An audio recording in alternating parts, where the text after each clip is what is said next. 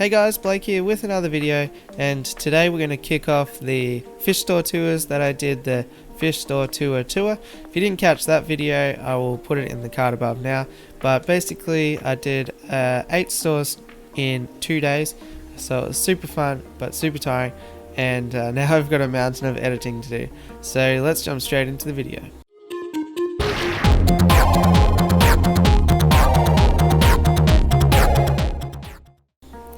Okay guys, so to kick it off, the first store we went to was Coburg Aquarium, located in Coburg, Victoria. And what we'll do is we've got some footage here of just the entrance of the store and also of the rear car park. It's located on quite a busy road, so there is rear car parking access, which is good.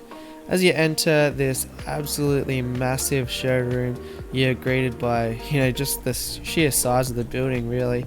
And you can see quite a few tanks that are available for purchase. A lot of dry goods, 3D backgrounds, there's a display of those, but all sorts of shapes and sizes of tanks available for purchase. So I think there's a combination of new and second-hand ones in amongst them, but some of them you might find for a bargain.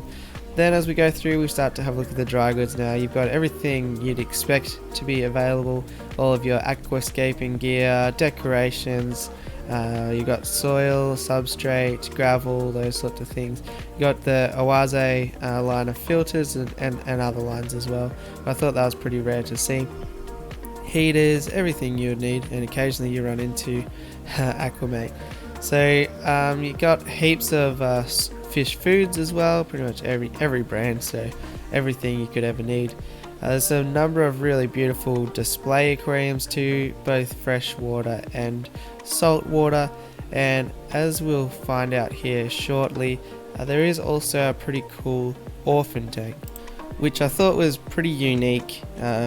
I guess they take in people's fish if they're having issues with compatibility, fighting. I'm not sure about sickness, but yeah, it's worthwhile talking to Coburg Aquarium if you've got a fish that you can no longer care for, because it looks like they take those in. Yeah, so back again, the marine display tanks were really quite impressive, good range of corals, and mostly they were stocked with clownfish, but there were some other interesting things in there. So here's the orphan tank now, and yeah, it looks like there's a couple of gouramis and things in there.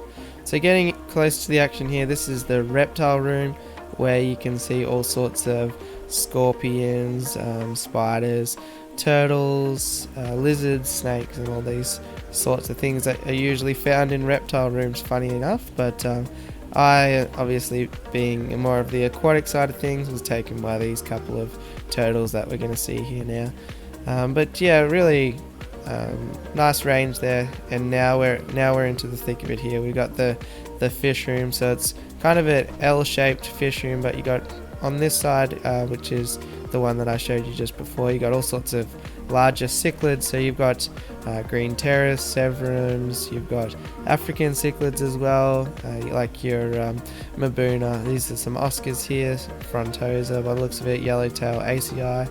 You got the Lalupi, you got some Frontosa and Calvis.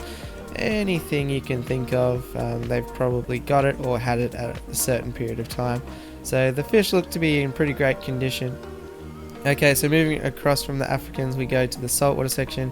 Here is a red line cleaner shrimp, super hard to find and a little bit on the pricey side, but that's to be expected with these things. Lots of corals to be available as well, some snails, inverts, and all those sorts of saltwater critters that you find that you come across. Got some Gonioporas here, which we're looking at here, flower pot coral. Starfish we got as well, which is kind of cool, and here we go. So all of these aquariums are more of the quote-unquote community style freshwater aquariums, and the large plant displays in the middle of the room, which we're taking a look at now. Decent options here, as we can see, submerged ground, which is really great for those beginners who don't want to sort of go through the hassle of transitioning them over. We've got some glass cats here, which are pretty unique. We've got some cardinal or neon tetras there, not quite sure. Discus, of course. There's actually a pretty good range of discus.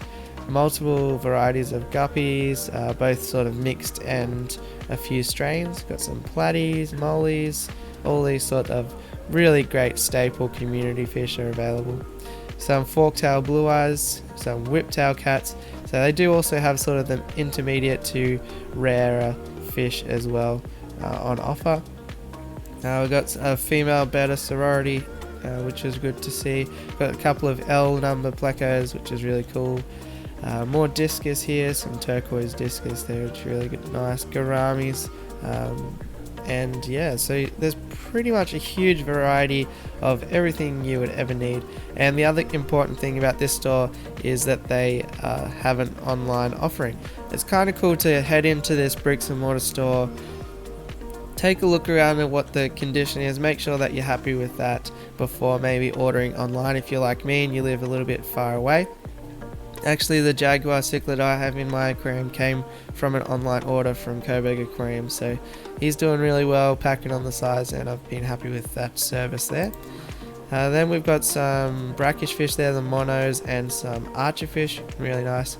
Heaps of goldfish available, so we've got a bunch of ranchu, some ryukins, blackmores, white clouds, and that's pretty much the secondary room. So the building basically consists of a few main areas. You've got your tank area that they sell, you've got your reptile room, you've got your main room where there's a mixture of larger cichlids and saltwater. You turn around, you've got your sort of more community fish, and then there's an off-side room that has a cold water fish and the brackish water option. So in terms of the footprint, I think it's rare to find a fish store so large, which is pretty unique, and they have a really great range. So if you're ever in the Coburg area, I would recommend checking out Coburg Aquarium, and if you're not, maybe take a look online and see what they've got. So hopefully you like this video, hopefully you like this style. If you did, let me know, because I've got 5 more tours to edit, so I can happily repeat this process. Similarly, if you didn't like it, let me know as well, and I'll come up with a different style for the next one. So if you like the video, please like, subscribe, and all that fun stuff. I'll catch you on the next one. Thanks for watching.